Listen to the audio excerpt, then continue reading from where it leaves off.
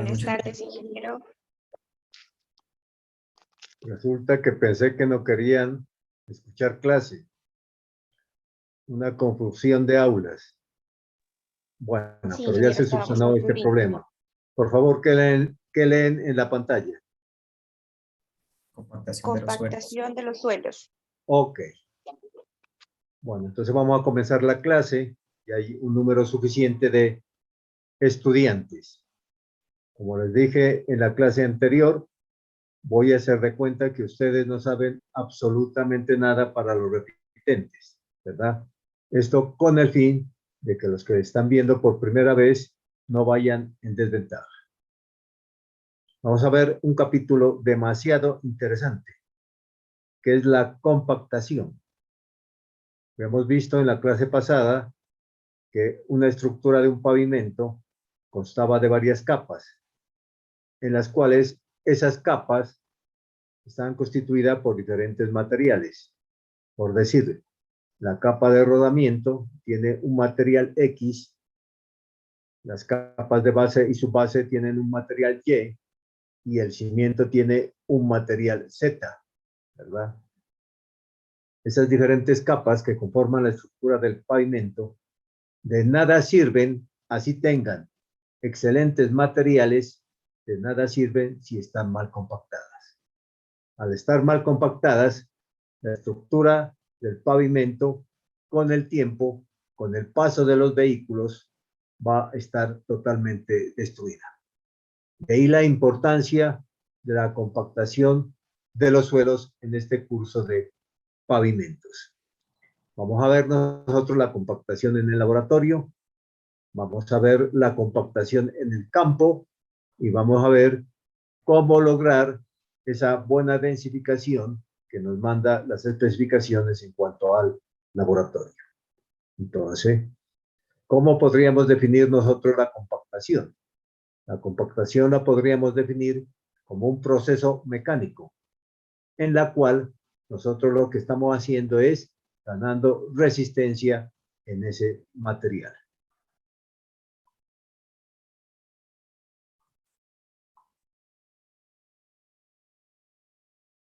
La compactación, como lo vamos a ver más adelante, depende de varios factores. Depende de varios factores. Entre ellos tenemos los siguientes. Primero, depende de las características físicas del suelo. Cada suelo depende de una forma como se lo compacta, ¿verdad? Ustedes saben, ya vieron su materia de mecánica de suelos, hay diferentes suelos. Hay suelos granulares, hay suelos finos, entre ellos hay suelos que son más cohesivos que otros. Entonces, ¿qué sucede? Nosotros debemos de buscar el equipo más adecuado que se adapte a ese tipo de suelo. Más adelante se van a dar cuenta ustedes de que, dependiendo del suelo, yo voy a escoger el mejor equipo que me compacte ese suelo. Entonces, uno de los factores que influye en la compactación de los suelos es precisamente las características físicas de ese suelo. No es lo mismo compactar un suelo granular que un suelo fino. No es lo mismo compactar, a pesar de que sea fino, si ese fino tiene problemas de expansión o no tiene problemas de expansión. O sea, en otras palabras, si es un suelo expansivo o no expansivo. Otro de los factores que influye es el contenido de humedad del suelo. El contenido de humedad del suelo. Ya se van a dar cuenta ustedes que dependiendo de la humedad de ese suelo, ustedes van a lograr una mayor o menor densificación. De ahí que nosotros en laboratorio tenemos que averiguar la cantidad de agua necesaria en ese suelo que se llama humedad óptima para alcanzar una densidad máxima, para alcanzar una densidad máxima. Otro de los factores Es el método y el equipo empleado en la compactación. Hay diferentes métodos para compactar esos suelos. Entonces, dependiendo del método, el resultado va a ser diferente. Así sea el mismo suelo. Tienen el mismo suelo, pero si se aplican diferentes métodos, el resultado de compactación va a ser diferente. Va a ser diferente. Hay equipos que a nosotros nos dan presión estática. Nos pueden dar amasado. Nos pueden dar impacto. Nos pueden dar vibración. Y hay equipos que combinan estos anteriores, que son los más efectivos, ¿verdad? Así tienen un suelo A. Si ustedes le dan una presión estática, obtienen una densidad X. Si a ese mismo suelo le dan amasado, van a obtener una densidad Y.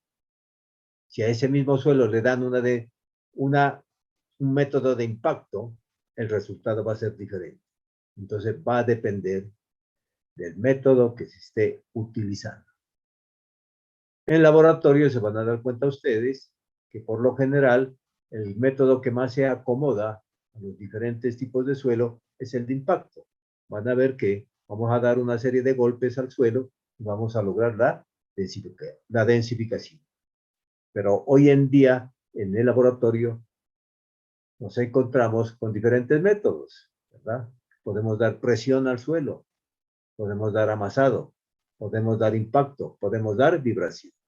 ¿Cuál de escoger de estos? El que mejor se acomode al suelo. El que mejor se acomode a esas características físicas de ese suelo. Por ejemplo, yo no puedo amasar un suelo granular. Yo no lo puedo amasar.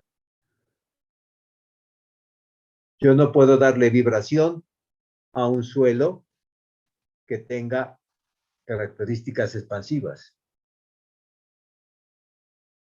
Por ejemplo, yo a una arcilla no la puedo vibrar. Lo más recomendable sería amasado. Entonces nosotros vamos a buscar, sobre todo en la obra, el mejor equipo que se adapte a los diferentes tipos de suelos. En el laboratorio se van a dar cuenta que vamos a sacar una curva que la ideó el señor Proctor. Se llama la curva Proctor. Esa curva Proctor en laboratorio nos va a permitir averiguar a nosotros la humedad óptima que necesita ese suelo para alcanzar una mayor densidad. Dependiendo cómo saquemos esa curva, nosotros podemos lograr resultados diferentes. Si la recorremos la curva de izquierda a derecha, obtengo un valor, pero si la recorro de derecha a izquierda, vamos a obtener otro valor. ¿Qué quiere decir cuando digo de izquierda a derecha, de derecha a izquierda? Para sacar la curva yo puedo ir incrementando el contenido de humedad, entonces voy recorriendo de izquierda a derecha, voy incrementando. Puedo obtener un resultado X, pero si parto de una humedad grande y voy secando para obtener esa curva, el resultado es diferente. Otras variables que influyen en el proceso de compactación, pero más que todo ya en el campo. El número de pasadas del equipo compactador. No es lo mismo darle unas 6 pasadas que darle unas 10 pasadas con el compactador. Entonces vamos a lograr una mayor o menor energía de compactación, logrando así una mayor o menor densificación. Depende de las condiciones ambientales. No es lo mismo que esté lloviendo o que no esté lloviendo. ¿Qué ocurre cuando está lloviendo? Que me está humedeciendo el material. Y al estarlo humedeciendo, se está pasando de la humedad óptima para ese material. Entonces, las condiciones ya son diferentes. Ese material ya tiene demasiada humedad. Entonces, no me permite lograr la densificación deseada. Entonces, va a depender de condiciones ambientales en el momento en que estemos realizando la obra. De ahí que los materiales hay que cubrirlos con el fin de que no cambie la humedad óptima de ese material. En laboratorio, es muy importante esto, la recompactación del suelo. Si nosotros recompactamos la misma muestra en laboratorio, lo vamos a lograr valores diferentes de densidad. De ahí que recomienden que la muestra no se recompacte, o sea que tengo que utilizar de la muestra grande diferentes muestras pequeñas para obtener esa curva Proctor, como me van a entender más adelante. O sea que en laboratorio no es recomendable recompactar el suelo, porque vamos a lograr densidades mayores que luego son difíciles de alcanzar en el campo. Es bien difícil. En el campo va a depender del espesor de la capa a compactar, naturalmente. No es lo mismo compactar una capa suelta de 30 centímetros que compactar una capa suelta de 100 centímetros. Se compactaría mejor la de menor espesor. Y ahí que cuando las capas superan los 15 centímetros, perdón, los 30 centímetros o más, lo que se hace es dividirlo en diferentes capas hasta lograr el espesor de diseño. Entonces va a depender del espesor de la capa a compactar. Bueno, entonces resumiendo, vamos a resumir. Entonces, definición de compactación, ¿qué es? Es un proceso mecánico con el cual estoy logrando ¿qué? Una mayor resistencia en ese material. ¿Y qué es lo que estoy haciendo al compactar? Lo que estoy haciendo es reducir su volumen y aumentar su densidad. Reducir su volumen. Estamos reduciendo la cantidad de vacíos que tiene ese material. Al reducir los vacíos, al reducir ese volumen, estoy ganando en resistencia. ¿Por qué? Porque estoy aumentando su densificación. Estoy aumentando su densificación. Factores que influyen en la compactación de los suelos, del tipo de suelo. El primer factor principal, el tipo de suelo.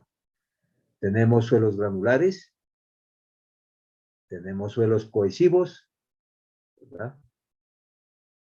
Tenemos suelos cohesivos que tienen problemas de expansión o no tienen problemas de expansión. Entonces, no es lo mismo compactar un suelo granular que un suelo fino que hay en la subrasante. Y no es lo mismo compactar un material que está en la capa de rodamiento. Entonces, hay que buscar a ese suelo el equipo más adecuado. ¿Para qué? Para que me dé una buena densificación, ¿verdad? Porque esa densificación depende de las características físicas de ese suelo. Una manera de darme cuenta si ese material es bueno o es malo o es regular para compactar es mediante el coeficiente de uniformidad, inventado por el señor Lars Forsblad. Si nosotros averiguamos el coeficiente de uniformidad, que ustedes lo tendrán que haber visto en mecánica de suelos, si le averiguamos a ese material este coeficiente, nos podemos dar cuenta qué tan bueno o qué tan malo es ese material. Si ese valor es mayor de 7, nos está dando una idea que es un excelente suelo para compactar. Pero si ese valor está entre 3 y 7, es necesario mejorarlo para lograr una buena compactación. Pero si es menor de 3, es imposible prácticamente densificar ese suelo. Es imposible densificar el suelo. Entonces, fíjense que hay suelos que se dejan compactar y hay suelos que no se dejan compactar. El problema de pronto, ¿dónde lo tendríamos? En la capa de rodadura no, porque recuerden que para la capa de rodadura cogemos materiales seleccionados. De pronto para las capas de base y subbase tampoco. ¿Por qué? Porque tomamos materiales seleccionados. Pero sí este problemita lo podríamos encontrar nosotros en el cimiento, en la subrasante, ¿verdad? En la subrasante lo podríamos encontrar, porque ese es el cimiento. Entonces, como ingenieros, ¿qué es lo que tenemos que hacer? Lograr una buena densificación en la capa subrasante, pero a veces no se dejan compactar. Es imposible la compactación. Entonces, ¿qué sucede? Que no es factible compactarlo mecánicamente, sino que lo tenemos que mejorar de otra forma.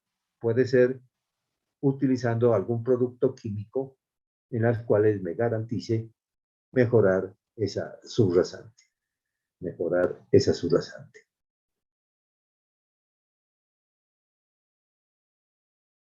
Va a depender del contenido de humedad que tenga el suelo. Ya lo vamos a ver. Entonces, en el laboratorio, esos materiales que vamos a densificar en el campo, lo que tenemos que hacer en laboratorio, averiguar cuál es la humedad deseada, o sea, la humedad óptima en ese material para lograr una densidad máxima. Entonces, ese contenido de humedad lo averiguamos en el laboratorio. Y para poderlo averiguar, en el laboratorio hay que sacar una curva, se denomina la curva Proctor, que es semejante a una parábola, Ese máximo me da la densidad máxima y también me dice qué humedad debe de tener ese material para alcanzar esa densidad máxima. ¿De qué depende también? Del método y el equipo empleado en la compactación. Cuando estamos compactando los suelos, estamos produciendo una serie de esfuerzos mecánicos. Una serie de esfuerzos mecánicos debidos a qué? A efectos o combinaciones de dos o más de ellos. ¿Como qué?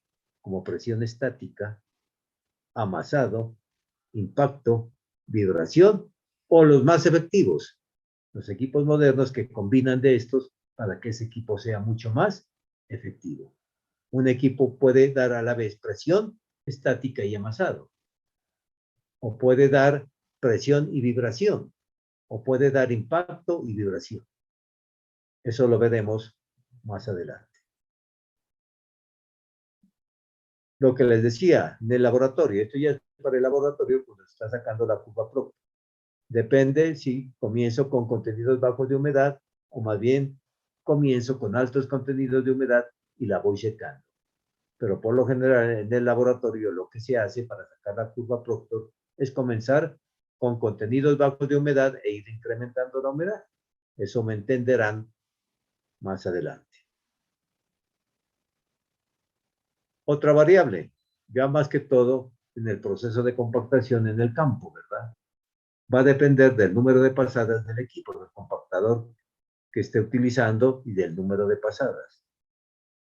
Va a depender de las condiciones ambientales porque me puede cambiar la humedad óptima del material.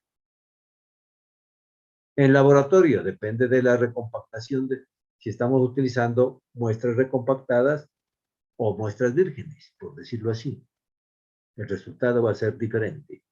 Indudablemente va a depender también del espesor de la capa compactada. No es lo mismo compactar 30 centímetros de espesor que compactar 15 o 10 centímetros o 1 metro. Entonces, eso ya lo iremos aprendiendo a medida en que vamos desarrollando el curso.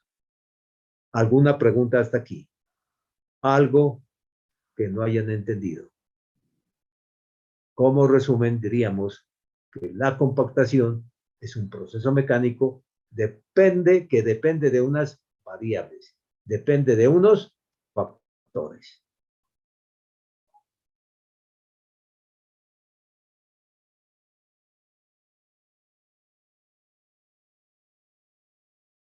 El laboratorio,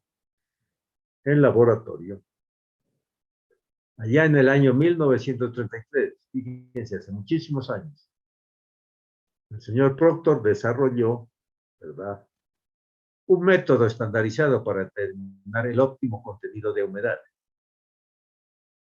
con el cual se lograba una densidad máxima. Hoy en día han aparecido otros métodos, por decirlo así, pero sigue prevaleciendo el del señor Proctor. En laboratorio perfectamente, y lo mismo en el campo. Porque uno, ¿qué es lo que hace? Lo que hace en el laboratorio es porque lo va a hacer en el campo, o viceversa.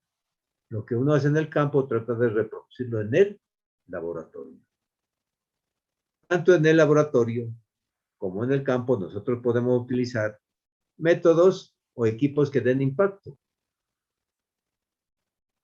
o métodos que den presión estática, o métodos que den amasado, o métodos que den vibración. Pero el que más se adapta a la mayoría de los suelos es este. Son métodos que aplican impactos. O sea, vamos a aplicar nosotros una compactación dinámica. Por impactos, vamos a averiguar nosotros qué cantidad de agua necesita ese material para alcanzar una densidad máxima. Este es el equipo que se utiliza en el laboratorio. Un molde pequeño, ¿verdad? Un molde de ciertas características, de cierta altura, de cierto diámetro. El molde tiene una base, el molde tiene un collar de extensión y lo compactamos con un pisón que cae a cierta altura predeterminada y que lleva un determinado peso. Tiene unas ciertas características. O sea que este equipo ya está estandarizado. El material se compacta por capas. Primero compacto una capa, luego compacto la siguiente y luego compacto la siguiente. Ya veremos cuál número de capas tiene este Proctor. O sea, en otras palabras, en el laboratorio para averiguar la humedad necesaria o la humedad óptima de ese material para alcanzar una densidad máxima se realiza por capas. Yo no voy a llenar el molde completamente de una sola para compactarlo, no. La compactación es por capas. Ya verán los diferentes métodos. Se puede utilizar 3 capas o 5 capas. Y voy a utilizar un martillo que tiene cierto peso y que cae a cierta altura. Voy compactando toda la superficie del material que ocupa el molde. De esta manera voy a lograr los diferentes puntos de la curva Proctor. Esta es la curva a la cual hago referencia. Tiene más o menos la forma de una parábola. ¿Qué es lo que estoy relacionando? Contenido de humedad versus densidad seca max versus densidad seca. Entonces, eso es lo que voy a relacionar. En las ordenadas, densidad seca. Siempre en pavimentos vamos a hacer relación a la densidad seca versus la humedad. Entonces, para sacar esta curva, que se denomina la curva Proctor, la voy a sacar con varios puntos. Unos puntos que queden en la rama izquierda y otros puntos que queden en la rama derecha. En la rama derecha. Entonces, ¿qué es lo que se hace? Supóngase que voy a compactar un material de base. Entonces, tomo una muestra de ese material y la humedecemos. Echamos agua, ¿verdad? Hagan de cuenta que le he echado esta cantidad de agua. Y la compacto. La compacto con el equipo que vieron anteriormente, con este, la compacto. En diferentes capas, ¿verdad? Una vez de que esté densificada, se averiguó la densidad. ¿Cómo averiguó la densidad? La densidad es igual a peso sobre volumen. Entonces, pesamos el molde. Indudablemente le quito la base, le quito el collar de extensión y peso con todo molde. Como ya conozco el peso del molde, entonces le quito el peso del molde y obtengo que el peso de la muestra que he utilizado, pero es un peso húmedo. Un peso húmedo. Como yo conozco la humedad, porque he tomado una muestra de humedad, puedo convertir el peso húmedo a peso seco. Si ese peso seco lo divido entre el volumen del molde, que es el mismo volumen de la muestra, obtengo la densidad seca. ¿La densidad seca de quién? De este primer punto. Que voy a obtener el segundo punto. ¿Qué es lo que hago? A esa muestra que tengo en el laboratorio le echo más agua. Fíjense, antes tenía esta cantidad de agua, ahora le echo un poco más. Y hago la misma operación, la compacto. Y le averiguo la densidad seca. ¿Cómo le averiguo la densidad seca? Con el mismo procedimiento. Densidad es igual a peso sobre volumen. Entonces, peso, le quito el peso del molde, obtengo el peso húmedo de esa muestra. Como tengo la humedad, puedo averiguar el peso seco. Y a ese peso seco la divido entre ¿qué? Entre el volumen de la muestra, que es igual al volumen del molde, obtengo la densidad seca. ¿La densidad seca de quién? De este segundo punto. Ya llevo 2 puntos. Voy a obtener otro punto por aquí, por acá. Hagan de cuenta este de acá. Entonces, ¿qué es lo que hago? Incremento esa muestra de suelo, la humedad, ¿verdad? Y la compacto. Otra vez la vuelvo a compactar y obtengo la densidad seca. ¿Cómo la obtengo? Densidad seca es igual a peso sobre volumen. Peso, la muestra con el molde, le quito el peso del molde, obtengo el peso húmedo. Pero como conozco la humedad, puedo encontrar el peso seco.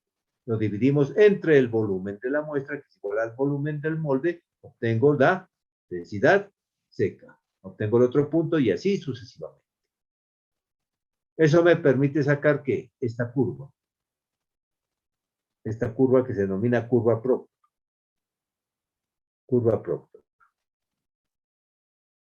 Ahí se dan cuenta ustedes que se asemeja a una parábola. Aquí van a ver claro ustedes uno de los factores que influían en la compactación, en la cual decíamos que depende del contenido de humedad. Aquí lo están viendo. A medida que incremento el contenido de humedad, se incrementa la densidad. Fíjense.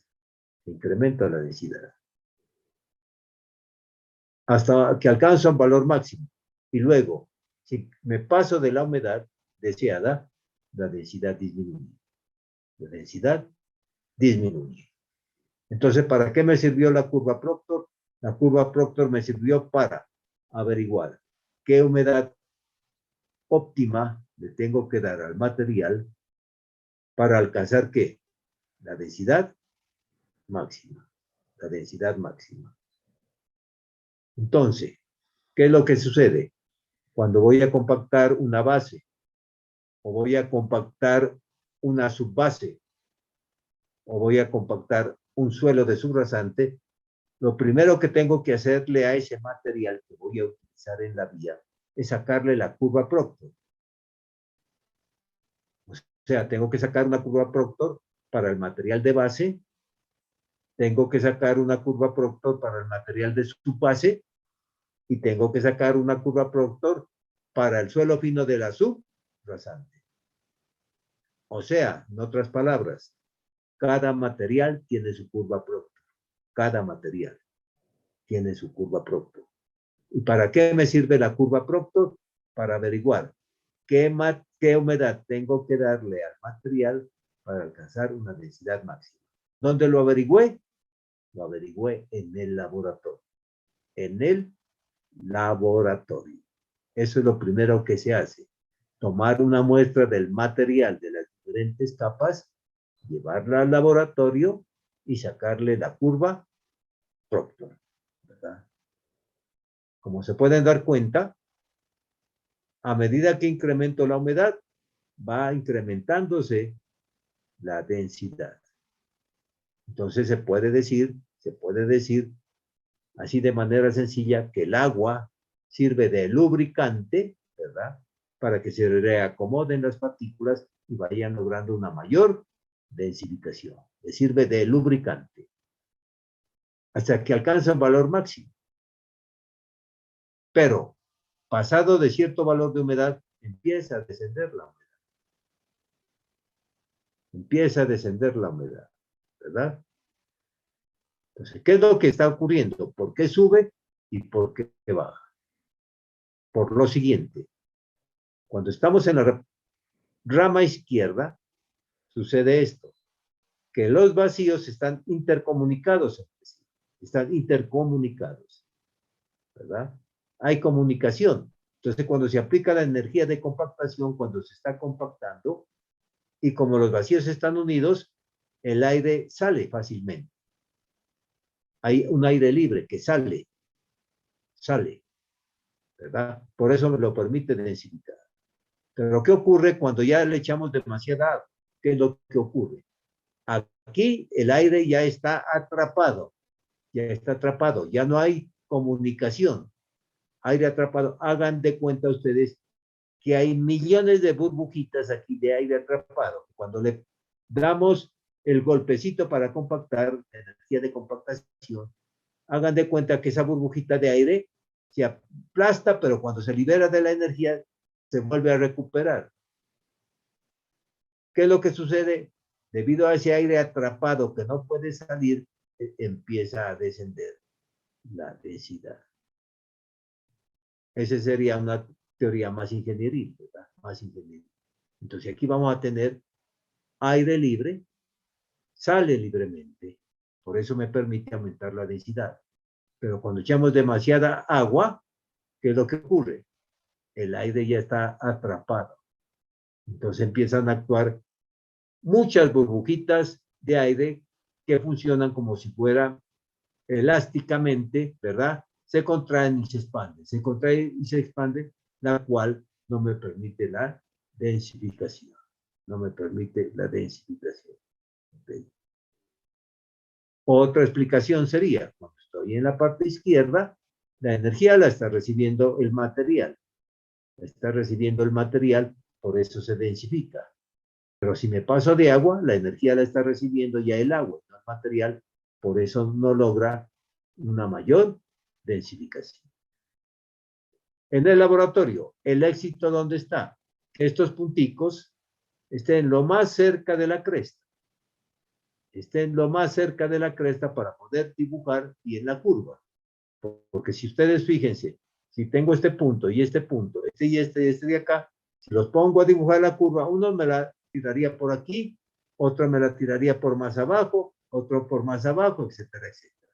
Entonces, el éxito está en que el laboratorista tenga una gran experiencia para que todos estos punticos estén cerca de la cresta, porque a mí me interesa la cresta. Averiguar el máximo valor de densidad con el cual lo puedo obtener con una humedad óptima. ¿Alguna pregunta hasta aquí? Algo que no esté comprendido. No, profe, por mi parte, ninguna. Ahí está Ok. claro, profe. Bueno, como se pueden dar cuenta, por más de que densifiquen ustedes el suelo, nunca van a lograr que los vacíos sean cero. Siempre van a hablar de un material parcialmente saturado. Van a haber partículas sólidas, o sea, el material, va a haber agua y va a haber aire. Va a haber aire, va a haber agua y van a haber los sólidos, ¿verdad? A pesar de que el ejercicio de compactar se trata de reducir los vacíos, nunca van a reducirlos a cero. Nunca. Nunca.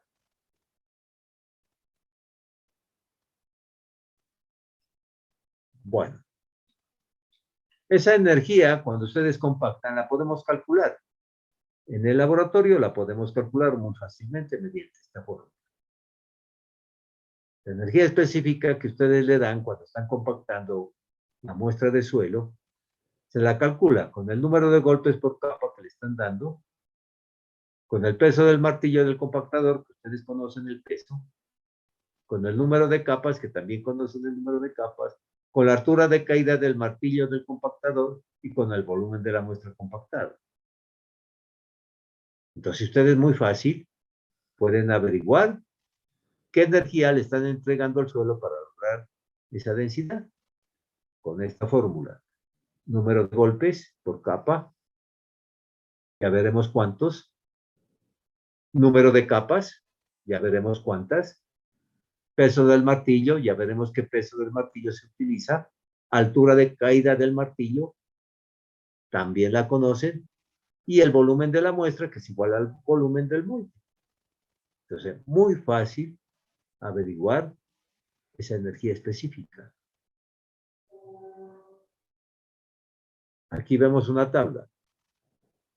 Ustedes en las normas del INVIAS van a ver varios métodos, pero a mí me gusta explicarlo de esta manera. Van a encontrar un método A, B, C y D, que más los confunde. Por lo pronto, aunque no es esto de las especificaciones, permítanme darles la explicación con este cuadro para que me lo entiendan, para que me entiendan esto de la densificación. Nosotros en el laboratorio vamos a hablar de un proctor estándar y de un proctor modificado. ¿Por qué esta palabra modificado? ¿A quién hace referencia? A este proctor estándar. Este proctor estándar se lo modificó. Se lo modificó, por eso se llama proctor modificado. Este es el proctor estándar, este es el proctor normal. Tanto el proctor estándar como el proctor modificado tiene dos métodos, método 1 y método 2. Permítame para la explicación, porque vuelvo y repito, en las especificaciones del INVIAS dice A, B, C y D. Pero para la explicación, permítame en este cuadro. Entonces tiene dos métodos el estándar, tiene dos métodos el proctor modificado. Veamos las características. Características del martillo. En kilogramos, 2.5 kilogramos. Lo utiliza tanto para el método 1 como para el método 2. El mismo peso del martillo. Para el modificado, como se modificó por la energía específica de compactación, le incrementaron el peso del martillo. Para este, ya no se utiliza el de 2,5 kilogramos, sino que se utiliza un mayor peso, 4,54 kilogramos, para los dos métodos. O sea, en otras palabras, para el proctor estándar utilizo un martillo A y para el proctor modificado utilizo un martillo B, con otro peso diferente. Altura de caída en centímetros. Cuando estoy utilizando el proctor estándar, para cualquiera de los dos métodos, la altura de caída del martillo es de 30.48 centímetros. En cambio, si voy a utilizar el proctor modificado, la altura de caída del martillo ya es mayor, 45.72 centímetros. Una altura mayor. Mayor peso y mayor altura de caída. Menor peso y menor altura de caída. Aquí hablando en centímetros, ¿no? Número de capas. Recuerden que les había dicho que la muestra de suelo no se compacta de una, no se llena el molde completamente de una, sino que hay que llenarlo por capas. Para el proctor estándar utilizamos 3 capas, lo compactamos con 3 capas. Con 3 capas. Para el proctor modificado lo vamos a compactar en 5 capas. En 5 capas. Número de golpes por capa. Por capa. Para el método 1 damos 25. Para el método 2, 56. Y para el modificado, método 1, 25 golpes. Y para el método 2, 56. Aquí no cambia, es el mismo. Diámetro del molde. Utilizamos un diámetro de 10.16 centímetros para el método 1 y un diámetro de 15.24 para el método 2. ¿Qué quiere decir? Que en el método 2 voy a utilizar un molde más grande.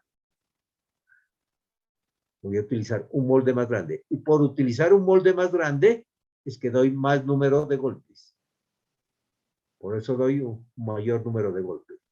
Igualmente acá, ¿verdad? Utilizo los mismos moldes del proctor estándar.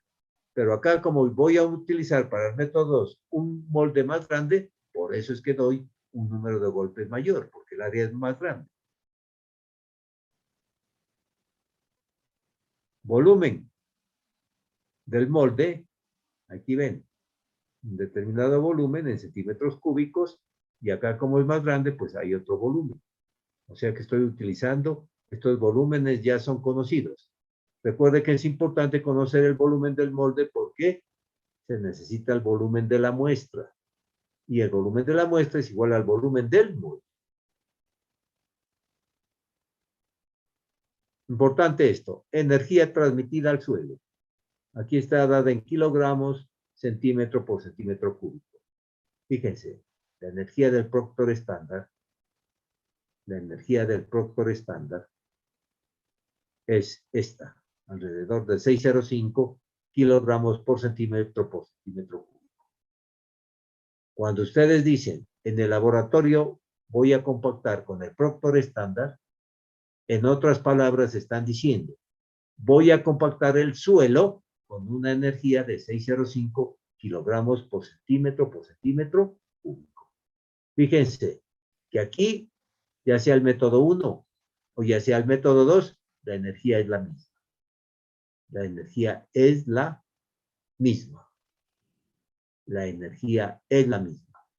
La pregunta que ustedes se harían, si la energía es la misma, ¿por qué hablar de un método 1 y hablar de un método 2?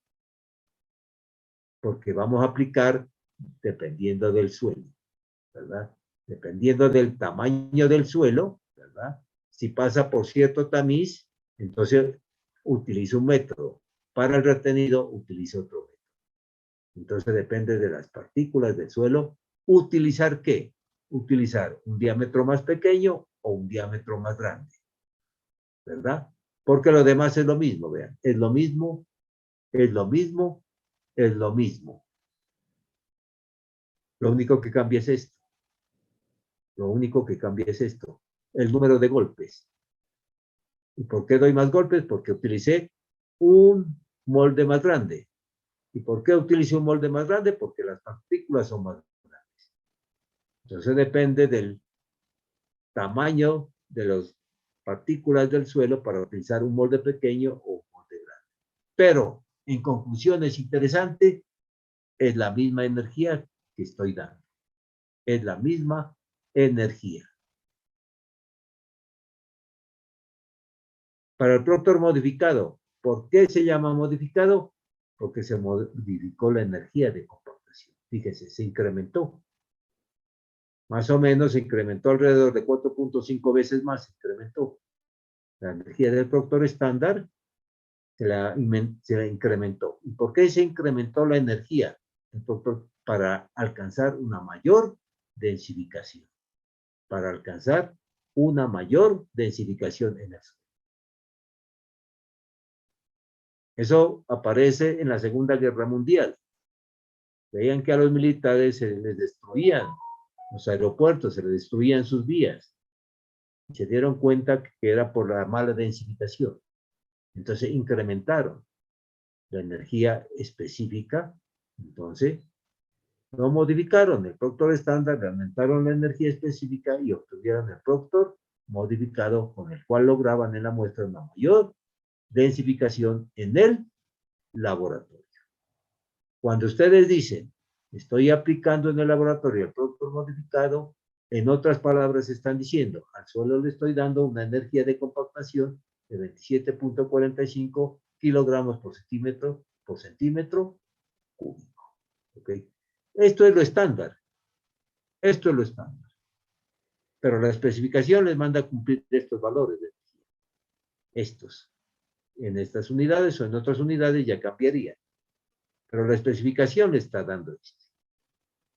El molde, el tamaño del martillo, el número de golpes, eso lo pueden cambiar, lo que ustedes quieran, lo que les dé la gana. Lo principal es que le den esta energía. Regresémonos a la fórmula, fíjense. Este valor es el que tienen que cumplir. Ustedes pueden cambiar cualquiera de estas, cámbienle lo que quieran. Pero les debe de dar este mismo resultado, ¿verdad?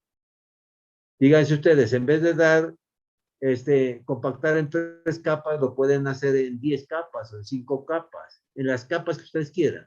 Pero para lograr este mismo valor, tienen que modificar ya sea el martillo en su altura o en su peso o en el volumen para que les dé el mismo valor. Esa es una ecuación simple que ustedes me entienden, ¿verdad?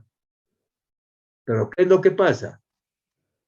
Que ya en el laboratorio ya está estandarizado para que el laboratorista no se canse, ¿verdad? No se canse, porque puede poner, díganse, un molde muchísimo más grande, entonces tendría que dar más golpes. Ese señor, mejor dicho, estaría sudando y no acabaría nunca. Entonces, este equipo ya está estandarizado para que se pueda realizar en el laboratorio. ¿Sí me entendieron lo de la energía? Que lo principal es cumplir con la energía. Utilice el martillo que le dé la gana. Utilice el molde que le dé la gana. Utilice el número de capas que le dé la gana, pero usted cúmplame con esto. Y para poder cumplir, tiene que ir a esta ecuación y ver qué es lo que cambia aquí para que le dé el mismo valor. Entonces ya está estandarizado. ¿Alguna pregunta hasta aquí, por favor? Algo que no esté claro. No, profe, todo está claro. Ok. Aquí tenemos un ejemplo de las curvas Proctor. Tengo una curva Proctor, tengo otra curva Proctor. Una curva Proctor en la cual he utilizado una energía menor y acá he utilizado una energía mayor. Si yo utilizo una energía mayor a esta de curva, la curva se me pone por aquí. Y si utilizo una energía mayor, la curva se me pone por acá. Y si utilizo una energía mayor, la curva se me coloca por acá. Y si utilizo una energía menor que esta de acá, se me coloca por aquí. Y si utilizo una menor, por aquí. ¿Qué es lo que les quiero decir a ustedes? Que los óptimos se van alineando por medio de esta línea, que se llama la línea de óptimos. Por ahí se van alineando los máximos. Si yo coloco, le doy una energía intermedia entre estas dos, la curva se ubica aquí el máximo. Si le voy aumentando la energía, por aquí se me va metiendo. Siempre siguiendo esta línea de óptimos. Si ustedes ven una curva por aquí abajo, entonces ya saben de inmediato que en esta curva utilicé una energía X, en esta otra utilicé una energía Y mayor a la anterior, y en esta utilicé una energía Z mayor de la anterior. Pero fíjense esto de interesante. A medida que se incrementa la densidad, ¿qué pasa con la humedad? ¿Qué pasa con la humedad?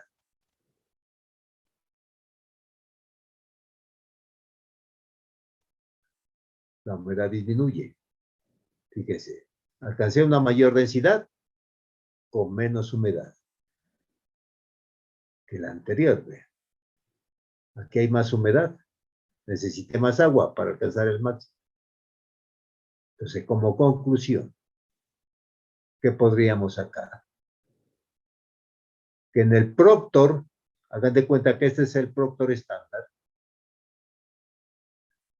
y este es el Proctor modificado. En el Proctor estándar, para lograr la máxima densidad, utilizo mayor contenido de agua que en el Proctor modificado. Fíjense, alcanzo en el Proctor modificado una mayor densidad con una menor humedad. ¿Verdad?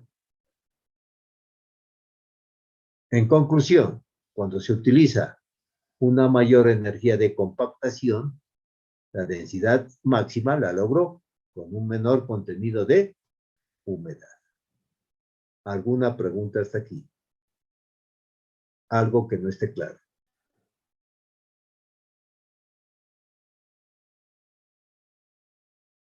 Profe, una duda. Sí, dígame. Supongamos que en obra ya se compactó la subrasante y el día siguiente o el mismo día llovió. ¿Es necesario volver a compactar? Usted ya la densificó, ya está densificada, ¿no? Ya está densificada. Entonces, de pronto, si le afectó la compactación, lo que tiene que hacer es desbaratarla y volverla a compactar.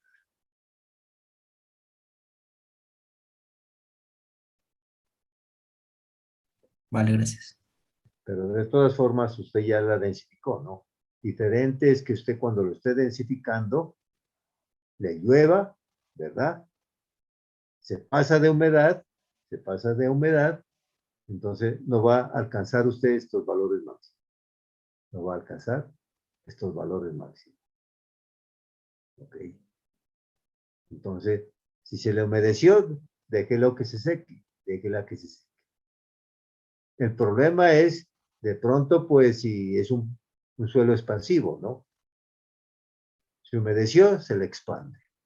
Le cambian las condiciones volumétricas de ese material. Y ahí que hay que cubrir, ¿no? Hay que ir cubriendo para evitar eso.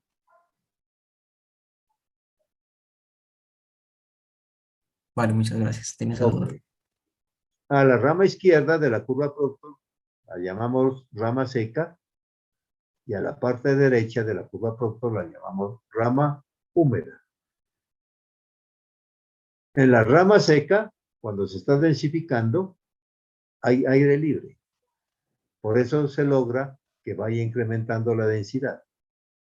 En la zona húmeda, o sea, en la rama húmeda, hay aire ocluido, hay aire atrapado. Y ese aire atrapado impide que se siga densificando, por eso desciende la densidad. Desciende la densidad. Ahora, ¿qué ocurre? No todo es belleza. No crean que cuando estén densificando, los suelos siempre van a tener esta curva así de bonita. No, no. Dependiendo del suelo, ustedes pueden obtener curvas diferentes, como lo vamos a ver más adelante. Esta es la hojita del laboratorio para obtener la curva propia. Dígame si esta curva está bien hecha. Estos son los puntos, ¿no? Que se sacó para sacar la curva propia. ¿Qué pensarían ustedes? ¿Que el que la trazó está bien? No tendría que ajustarse a los puntos. Parece que sí, ¿no? Para mí que está mal. Porque si yo la tiro esta curva, de pronto yo la tiro por aquí. Ingeniero, se necesitan 5 puntos. No necesariamente 5. Hay laboratoristas tan berracos que la sacan con 3. Lo principal es que caigan unos puntos a la izquierda y otros puntos a la derecha. Eso, y que caigan en la cresta, por eso les digo. En la cresta. Eso ya depende de qué, del primer punto. Si usted ubica el primer punto aquí y el siguiente acá y el siguiente por aquí, por acá, va perfecta. Pero cuando usted arranca con un punto desde muy abajo, entonces por eso es que sucede esto. Por eso es que sucede. Para mí no está bien trazada la curva. Porque si los mando a ustedes, de pronto ustedes me la trazan por aquí. Otro me la trazaría por más arriba, o qué sé yo. ¿Verdad? Entonces, lo interesante es de la experiencia del laboratorista que estos punticos no estén tan dispersos, que estén cerca a la cresta, uno por aquí, otro por aquí, otro por aquí y otro por aquí. Lo importante es que caigan unos puntos en la rama seca y otros puntos en la rama húmeda. Porque lo que me interesa a mí es la cresta, el valor máximo de densidad que logro con la humedad óptima que me lo está indicando. ¿Verdad? Con esta humedad alcanzo la máxima densidad. Esta humedad que alcanza la máxima densidad se llama humedad óptima. Esa es la humedad que hay que darle al material. Entonces, ¿cómo se hace en el campo? Eso lo explicaré más adelante. Ustedes tienen que tomar la humedad natural de ese material y averiguar cuánto le falta para llegar a la humedad óptima. O de pronto esa humedad natural es mayor que la óptima, entonces ¿qué tendrían que hacer en el campo? Secarla, ¿verdad? Y llevarla a la humedad óptima. Porque me está diciendo, vea, con esta humedad óptima se alcanza la máxima densidad. ¿Ok? Esto ya les explicarán en el laboratorio. Estas curvas les puede dar a ustedes en el laboratorio. Esta forma. La más frecuente, pues esta, la que les acabo de indicar, ¿no? La forma de parábola, ¿verdad? Pero si les da esta es típica en las arenas. Que les dé. En una arena, si la compacta, les da esto. Entonces la pregunta sería a ustedes, ¿cuál tomo? ¿Si este pico o este otro pico? Ustedes dirían a simple vista, pues tomo el de mayor pico, ¿verdad? Para que me dé una mayor densidad, pero necesitan esta agua. Pero ¿qué puede ocurrir en la práctica? Que esto sea demasiada agua que no les permita compactar el suelo. Eso se puede presentar, la compactación no es fácil. Y esto es típico en arenas. Entonces, la pregunta sería, ¿entonces qué humedad le echo? Y a la práctica les dice que hay que disminuirle la humedad, que les permita densificar, ¿verdad? Hay otras que les da de esta forma. Entonces dice, ¿cuál es el pico? ¿Dónde está el pico? Otras que les da un pico y medio. Vean, aquí lo tienen. Esto es tomado de diferentes tipos de suelo. Vean. Diferentes tipos de suelo. Aquí más o menos da la curva propia. Aquí hay otro tipo más extendido. Pero todavía se visibiliza al máximo, ¿no? Aquí también. Pero fíjense la arena. Esta arena, vean, ¿cuál toma? Entonces, no se puede hablar que siempre es la misma curva propia, ¿no? Dependiendo del tipo de suelo, uno se ajusta más a esa forma de la curva propia. Otros no.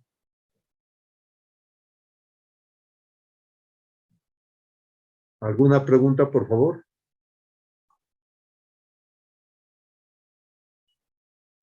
No, profe, todo está claro. Ok, sigamos entonces. Aquí compactación en el terreno les voy a dar una idea, porque esto lo verán ya en su materia de técnicas de construcciones viales, o técnicas de construcción 2, donde ya se ven los equipos. Pero sí necesito que tengan una idea para que me puedan entender el porcentaje de compactación, ¿verdad? Más adelante. Entonces, aquí tenemos diferentes tipos de compactadores. Unos dan presión estática. Los que dan presión estática son este tipo de compactadores, los compactadores metálicos. Este se utilizaba anteriormente, que se llama triciclo. Fíjense la forma de un triciclo. Hay otros que son un rodillo delante y otro atrás, adelante y atrás, que se llaman rodillo estándar. Estándar quiere decir uno a continuación del otro. Pero este tiene un nombre especial, triciclo, la forma de un triciclo, ¿verdad? Entonces me dan presión estática. Para utilizar este equipo, tengo que saber a qué suelo voy a utilizar el equipo. ¿Cuál se adapta? ¿Verdad? A lo que suelo se adapta. Entonces el equipo tiene que escogerse de acuerdo al tipo de suelo. Tiene que escogerse al tipo de suelo. Entonces se llaman compactadores metálicos y nombre especial triciclo. Compactadores neumáticos también dan presión estática. Aquí hay varios neumáticos, ¿verdad? Que me logran densificar el suelo. Ya veremos que este tipo de neumático se utiliza para compactar capas de concreto asfáltico. Necesito a ese concreto asfáltico darle una presión estática. También el anterior también sirve. Con los dos, con el metálico y con este neumático, se compactan las capas de rodadura en concreto asfáltico.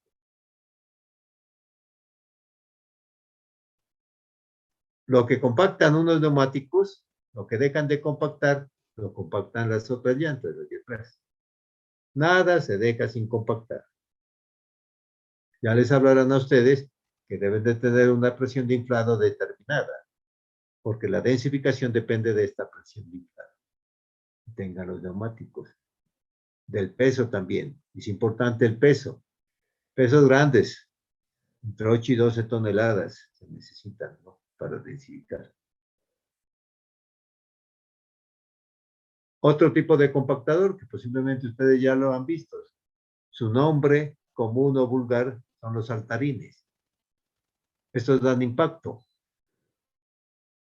Dan impacto. Ideales para compactar en zanja, ¿no? Entonces, dan impacto, hagan de cuenta como si una masa estuviera cayendo. Y como salta, por eso se llama saltarín. Otro tipo de compactador, el pata de cabra, este da amasado. Amasado. ¿Para qué tipo de suelo sería? Para suelos arcillosos, no para granulares, arcillosos. Porque para densificar un suelo arcilloso, ¿verdad?, se necesita que el compactador dé una especie de amasado, que lo esté amasando. Este se llama pata de cabra, ¿por qué? Porque en principio, estas paticas tenían la forma de la pata de una cabra. De determinada longitud con la forma de la pata de una cabra. Por eso se llama pata de cabra. Hoy en día hay diferentes tipos de patas de cabra, aquí lo pueden ver. Unos patas de cabra con pisón cilíndrico, otros con pisones cónicos. Ya difieren un poco. Este, bueno, para suelos arcillosos. ¿El suelo arcilloso lo van a encontrar en la capa de rodadura? No. Entonces no lo van a utilizar. ¿Ustedes lo van a utilizar en la capa de base y subbase? No, porque son suelos granulares. ¿Dónde posiblemente lo van a utilizar? En los suelos de subrasante, ¿verdad?, que sean arcillosos. Aquí tenemos compactadores vibratorios. Dan vibración. Este cilindro da vibración.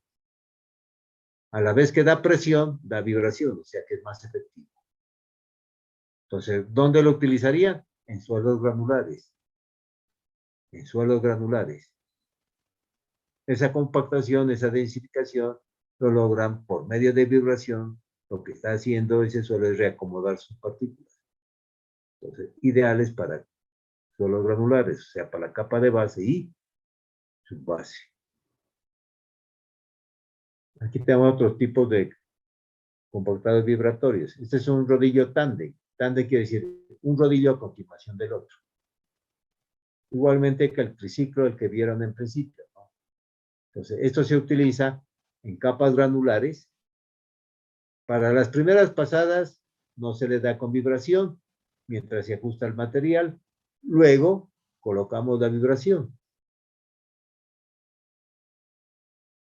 Para capas granulares, también para capas de rodadura.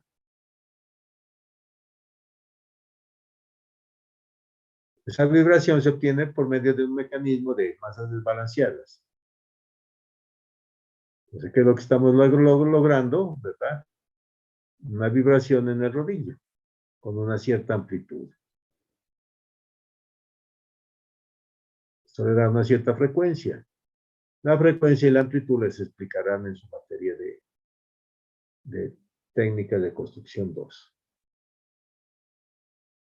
Aquí hay otros tipos de rodillo, ¿no? También vibratorio.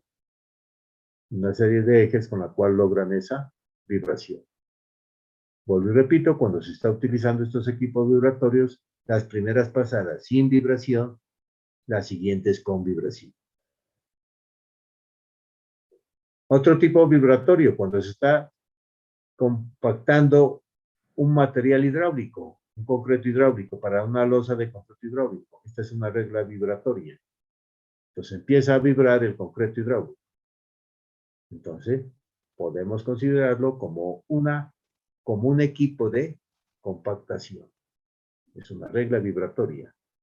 Lo mismo estos rodillos vibratorios para el concreto hidráulico.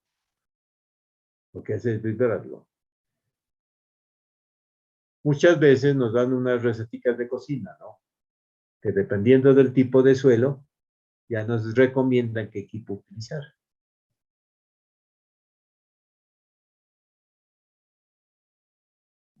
Entonces, aquí nos dan unas recomendaciones. Tener en cuenta la frecuencia y la amplitud en el caso de los rodillos vibratorios. Tener en cuenta el peso en el caso de los rodillos metálicos y neumáticos. Presión de inflado y presión de contacto en el caso de los rodillos neumáticos. Área de las patas en el caso de los rodillos pata de cabra. Eso les explicarán después. Y aquí una guía, ¿no? Formas de aplicación de la energía de compactación. Aquí tenemos para suelos granulares, el equipo que se puede utilizar. Aquí, para suelos cohesivos y para suelos con cohesión y fricción, ¿verdad? Suelos granulares, entonces tengo que utilizar un equipo que me dé vibración. Vibración.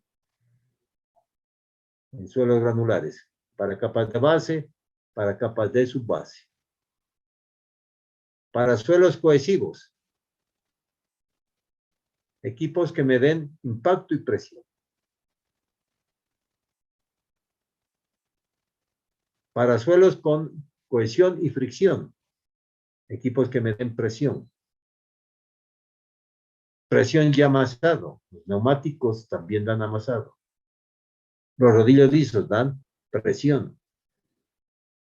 Los neumáticos dan presión y amasado al mismo tiempo. También puedo utilizar equipos que den impacto. Y también hay equipos que dan una especie de compactación, dando una especie como de corte. Entonces, como se pueden dar cuenta, ¿verdad? El equipo que voy a utilizar debe ser el que más se adapte a cada tipo de suelo, ¿verdad? A cada tipo de suelo. No es tomar cualquiera.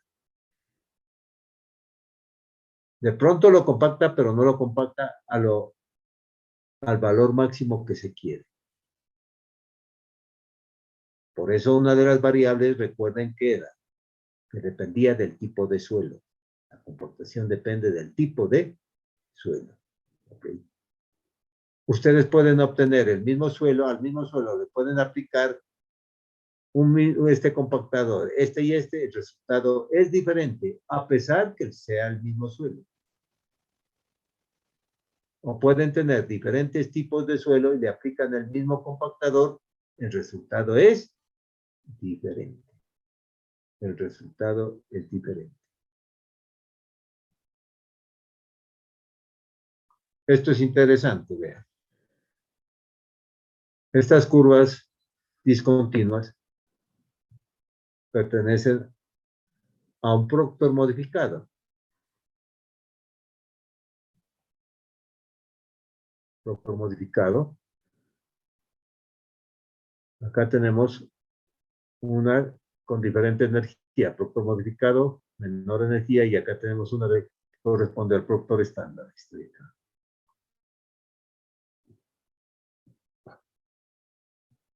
Y en la práctica se utilizó, ¿verdad? Para un suelo que tenía expansión. Un suelo arcilloso. Le dieron una mayor energía con 24 pasadas, otro con 12 y otro con 6 pasadas. Lo interesante, la conclusión, es que trataron de ver estas curvitas con el equipo compactador. ¿A qué curvas se asemejaba más? ¿A las del Proctor estándar o las del Proctor modificado? Se dieron cuenta que coincidían con las del Proctor estándar. Coincidían. Esa conclusión, ¿a qué lo llevó? Nos llevó a que un suelo expansivo, como son las arcillas, hay que compactarlas con menor energía y no con alta energía. ¿Por qué? Porque luego causa problemas. Densificar bastante un suelo expansivo, cuando chupe agua, se expande. Vuelta que si ustedes los densifican desde el principio con harta agua, van a lograr una densificación tal que cuando ya le llegue más agua, ya no tiene que expandirse. Se expande lo mínimo. Ojo, lo que quiero decir, más adelante me van a entender. No siempre porque se densifica a un gran valor, ya están alcanzando lo máximo. O sea, estoy densificando bien, no. Depende del tipo de suelo. Cuando son suelos expansivos, es más conveniente densificar ese suelo con harta agua para que no lo densifique demasiado, para luego no tener problemas de expansión. Si son granulares, hágale lo que quiera. Pero si son expansivos, compacte con mucho cuidado. ¿Y qué es compactar con mucho cuidado? Compacte con harta agua para que no lo densifique demasiado, para que luego no tenga problemas de expansión. Entonces, ¿qué es lo que les quiero decir? Cuando se trata, según esta investigación, de suelos expansivos, más bien deben de exigir que en el laboratorio se haga el Proctor estándar y no el Proctor modificado. ¿Alguna pregunta? Algo que no haya quedado claro.